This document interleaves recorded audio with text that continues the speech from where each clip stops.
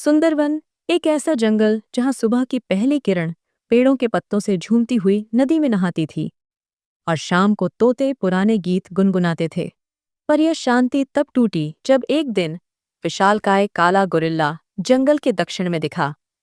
उसकी गर्जना से पक्षी डरकर उड़ जाते, पेड़ों की जड़ें हिल जाती और जानवरों के दिल धड़कने लगते। काला ने अपनी मुट्ठियों से पेड़ों को उखाड़ना शुरू कर दिया। एक दिन उसने बांस के जंगल को तहस नहस कर डाला, जहां चिंटू नाम का खरगोश अपने परिवार के साथ रहता था।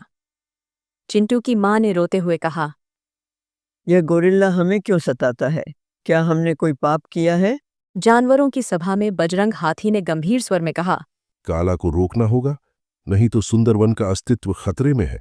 तभी पीपल के पेड़ से लैला, एक चतुर और सुनहरी लोमड़ी, नीचे कूदी। उसकी आंखों में चमक थी। मैं उसे समझाने जाऊंगी, शायद वह दिल का अंधा नहीं है। लैला ने काला के पास जाने से पहले एक योजना बनाई।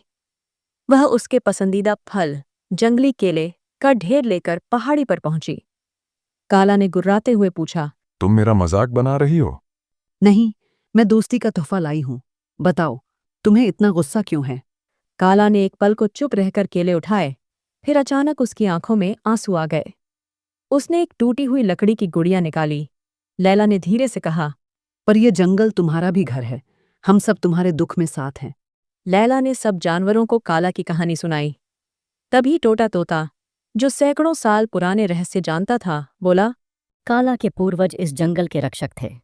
उन्होंने इंसानों से लड़कर पेड़ बचाए थे। शायद काला भी वही करना चाहता है, पर गुस्से में भटक गया है। बजरंग ने सुझाव दिया। क्यों न हम उसे फिर से रक्षक बनाएं? उसकी ताकत हमारे लिए वरदान बन सकती है। अगले दिन जब काला नदी किनारे पेड़ तोड़ रहा था, तभी चिंटू का परिवार, लैला, बजरंग और टोटा वहां पहुंचे। चिंटू की मां ने कांपते हुए कहा, हम तुमसे डरते थे, पर अब हमें पता चला कि तुम भी हमारी तरह घायल हो। काला ने गुस्से में लकड़ी फेंकी। तुम क्या जानो मेरा दर्द?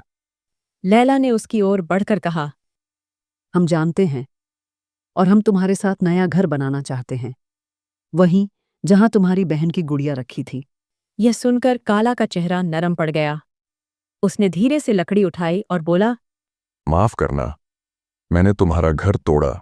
सभी जानवरों ने मिलकर काला के लिए बांस के जंगल में एक मजबूत घर बनाया। लैला ने उसकी गुड़िया को नए सिरे से सजाया। धीरे धीरे काला जंगल का सबसे विश्वसनीय रक्षक बन गया।